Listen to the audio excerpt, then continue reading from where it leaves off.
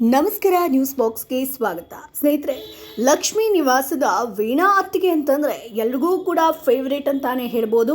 ಈ ನಟಿಯ ಅಭಿನಯ ಆಗಿರ್ಬೋದು, ಇವ್ರು ಮಾತಾಡುವಂಥ ಮಾತುಗಳಾಗಿರ್ಬೋದು, ಇವೆಲ್ಲವನ್ನ ಸಾಕಷ್ಟು ಜನ ಇಷ್ಟಪಡ್ತಾರೆ. ಈಕೆ ಕಿರುತೆರೆ ಇಂಡಸ್ಟ್ರಿಯಲ್ಲಿ ಸಾಕಷ್ಟು ವರ್ಷಗಳಿಂದಲೇ ಇದ್ದಾರೆ.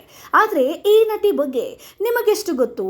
ಈಕೆಯ ಬಗ್ಗೆ ಇಂಟ್ರೆಸ್ಟಿಂಗ್ ಮಾಹಿತಿಯನ್ನು ಇವತ್ತು ನಾನು ನಿಮಗೆ ಹೇಳ್ತೀನಿ. ಅದಕ್ಕಿಂತ ಮುಂಚೆ ನಮ್ಮ ಚಾನಲನ್ನು ತಪ್ಪದೇ ಸಬ್ಸ್ಕ್ರೈಬ್ ಮಾಡಿ.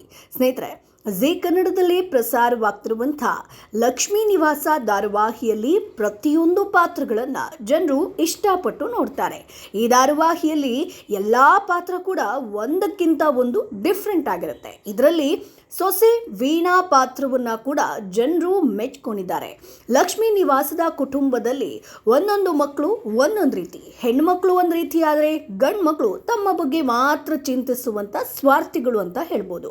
ಅಮ್ಮ ಅಪ್ಪನ ಬಗ್ಗೆ ಯೋಚನೆ ಮಾಡದೆ ತಾವು ಹೇಗೆ ಶ್ರೀಮಂತರಾಗೋದು, ಅಪ್ಪನ ಹಣವನ್ನು ಹೇಗೆ ತೆಗೆದುಕೊಳ್ಳೋದು ಅಂತ ಪ್ರತಿದಿನ ಯೋಚನೆಯನ್ನು ಮಾಡ್ತಾನೆ ಇರ್ತಾರೆ. ಆದರೆ ಹಿರಿಯ ಸೊಸೆ ವೀಣಾ ಮಾತ್ರ ಅಪ್ಪಟ ಅಪರಂಜಿ. ಮನೆಯ ಹಿರಿಯ ಮಗ ಕಂಜೂಸ್ ಜುಗ್ಗ ಆಗಿರುವಂಥ ಸಂತೋಷ್ ಪತ್ನಿಯೇ ವೀಣಾ.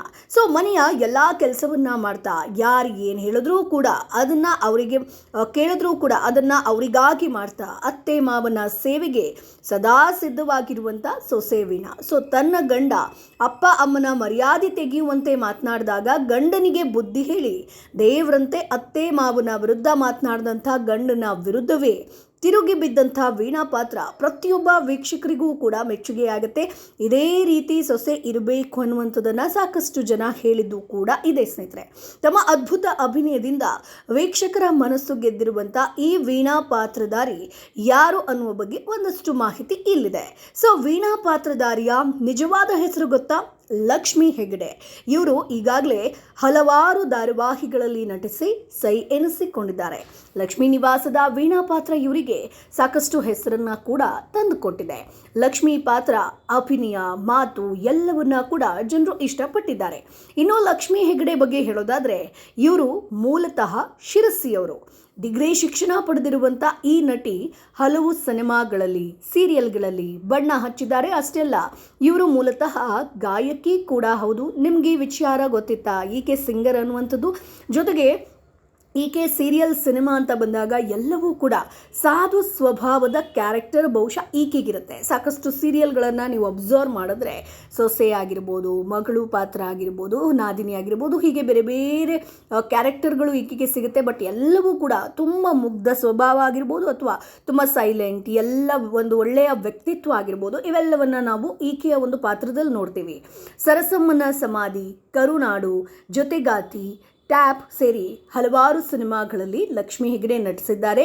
ಹಲವು ಸೀರಿಯಲ್ಗಳಲ್ಲೂ ಕೂಡ ನಟಿಸಿರುವ ಲಕ್ಷ್ಮಿ ಕೆಲವೊಂದು ಧಾರಾವಾಹಿಗಳಲ್ಲಿ ನೆಗೆಟಿವ್ ಶೇಡ್ಗಳಲ್ಲೂ ಕೂಡ ನಟಿಸಿದ್ದಾರೆ. ಆದರೆ ಲಕ್ಷ್ಮೀ ನಿವಾಸ ಧಾರಾವಾಹಿ ಇವರಿಗೆ ಹೆಚ್ಚಿನ ಪ್ರಾಮುಖ್ಯತೆಯನ್ನು ತಂದುಕೊಟ್ಟಿದೆ. ಸೊ ಲಕ್ಷ್ಮೀ ನಿವಾಸ ಧಾರಾವಾಹಿಯ ಲಕ್ಷ್ಮೀ ಪಾತ್ರಕ್ಕೆ ಅಪಾರ ಮೆಚ್ಚುಗೆ ವ್ಯಕ್ತಪಡಿಸಿರುವಂಥ ವೀಕ್ಷಕರು ಇವರ ಪಾತ್ರ ನೋಡಿದ್ರೆ ನಮ್ಮನೆ ಸದಸ್ಯೆಯನ್ನೇ ನೋಡಿದಂತಾಗತ್ತೆ. ವೀಣಾ ಡೈಲಾಗ್ ಡೆಲಿವರಿ ಮಾಡೋ ರೀತಿನೇ ಚಂದ. ಅವರ ಮಾತು ಕೇಳಿದ್ರೆ ಕೇಳ್ತಾ ಇರಬೇಕು ಅಂತ ಅನಿಸುತ್ತೆ. ಈ ಸೀರಿಯಲ್ನ ಫೇವ್ರೆಟ್ ನಟಿ ವೀಣಾ ಅಂತ ಕಮೆಂಟ್ ಕೂಡ ಮಾಡ್ತಾರೆ.